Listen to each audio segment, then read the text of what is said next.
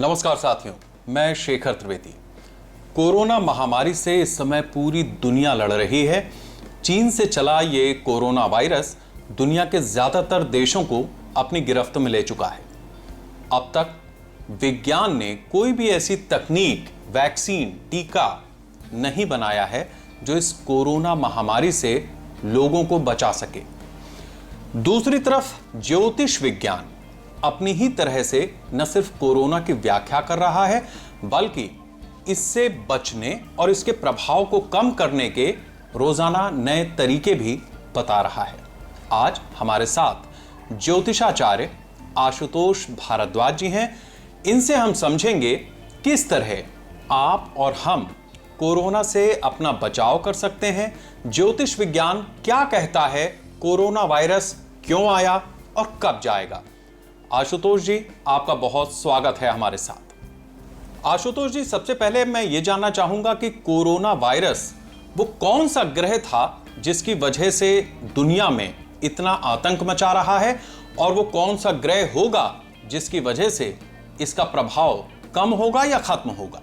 वर्ष 2019 में परिधावी नामक संवत्सर लगा था, और ऐसा कहा जाता है कि परिधावी संवत्सर का बाद का जो 6 महीना होता है वो काफ़ी खराब होता है। अतः संवत्सर के अनुसार अगर देखा जाए तो नवंबर के उपरांत विश्व के लिए समय प्रतिकूल होता हुआ दिखाई देता है।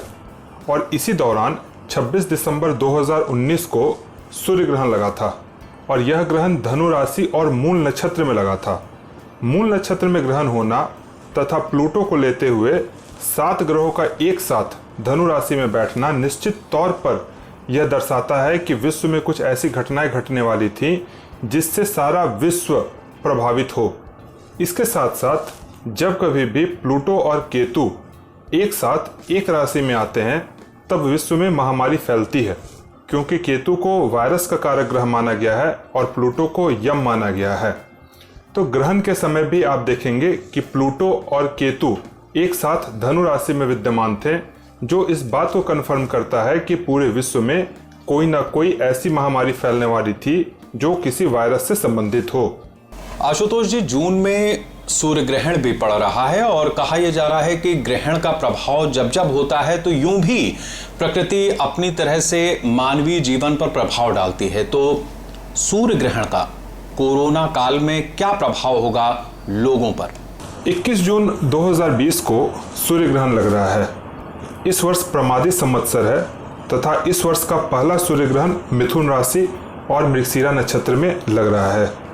मिथुन राशि को मंगल अपनी चौथी दृष्टि से देख भी रहे हैं। इस दिन राहु केतु को सम्मिलित करते हुए कुल 6 ग्रह वक्री स्थिति में रहेंगे, जो यह दर्शाता है कि जिन देशों में यह ग्रहण दृष्टिगोचर होगा वहां पर अचानक आगजनी की घटनाएं, सामाजिक विद्रोह, तूफान से नुकसान, प्राकृतिक आपदाओं से परेशानी आ सकती है। अतः हम सभी लोगों को सतर्क रहने की आवश्यकता है। यदि इस दौरान कोविड-19 की बात की जाए तो ग्रह स्थितियां बताती हैं कि अभी इसके केस और बढ़ेंगे। आशुतोष जी, क्या ज्योतिषी गणना से यह भी आंका जा सकता है कि कोरोना की वैक्सीन कब तक दुनिया को मिल जाएगी। जहां तक कोरोना के वैक्सीन की बात की जाए कि वह कब तक उपलब्ध हो जाएगा, तो मेरे कैलकुलेशन के अनुसार इस वर्ष कोरोना का वैक्सीन आता हुआ नहीं दिख रहा है। मेरा आप सभी लोगों से अनुरोध है कि आप सभी सरकार के दिशा निर्देशों का पालन करें और सतर्क रहें। आशुतोष जी, आपसे ये भी समझना चाहेंगे कि बहुत सारे लोग ऐसे हैं जो कोरोना संक्रमित हो गए हैं, कुछ लोग हैं जो कोरोना पॉजिटिव हो गए हैं, बहुत सारे लोग अपने जिंदगी की जंग लड़ रहे हैं। तो क्या कोई ऐसा उपाय है ज्योतिष विज्ञान में जिसके जरिए कोरोना के प्रभाव को कम किया जा सके या इससे बचा जा सके।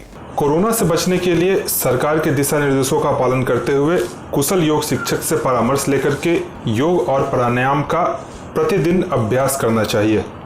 तथा कई ऐसी आयुर्वेदिक औषधियां हैं जो आपके आसपास में उपलब्ध हैं और आपकी इम्यूनिटी पावर को बढ़ाती हैं। अतः आप किसी अच्छे डॉक्टर से पूछ करके इसका सेवन कर सकते हैं। तथा कोई भी व्यक्ति जो कोरोना से संक्रमित नहीं है या वो कोरोना से संक्रमित हो चुके हैं, उन दोनों लोगों के लिए सर्वोत्तम है कि वो ओम जूम शह, ये एक लघु महामृत्युंजय मंत्र है, भगवान शंकर का मंत्र है। इस मंत्र का नियमित तौर पर 108 बार जप करें, इससे आपको लाभ मिलेगा। आशुतोष भारद्वाज जी, ये सबके मन में सवाल है कि आखिर वो कौन सा दिन होगा, वो कौन सी तारीख होगी, वो कौन सा काल होगा जब इस कोरोना वायरस से दुनिया को छुटकारा मिल जाएगा। क्या ज्योतिष विज्ञान इस बारे में कुछ रोशनी डालेगा? इस वर्ष के राजा बुध बने हैं और वर्ष के प्रारंभ में बुध राहु के नक्षत्र सतभिषा में विद्यमान थे। सतभिषा नक्षत्र औषधियों का नक्षत्र है, डॉक्टर का नक्षत्र है, जो ये दर्शाता है कि इस वर्ष औषधि का इस विश्व में सबसे ज़्यादा प्रयोग किया जाएगा। इसके साथ साथ ये यह भी दिखाता है कि इस महामारी के खत्म होने की या इसका समाधान निकलने की काफ़ी कम संभावना है। 20 नवंबर के बाद जब बृहस्पति वापस से मकर राशि में आ जाएंगे, तब ऐसी संभावना बनती है कि यह एक नए वेव में आएगा जो ज़्यादा ही खतरनाक होगा। उस समय हम लोग इसके ग्राफ में बढ़त को देखेंगे। आशुतोष जी, बहुत बहुत धन्यवाद हमारे साथ जुड़ने के लिए।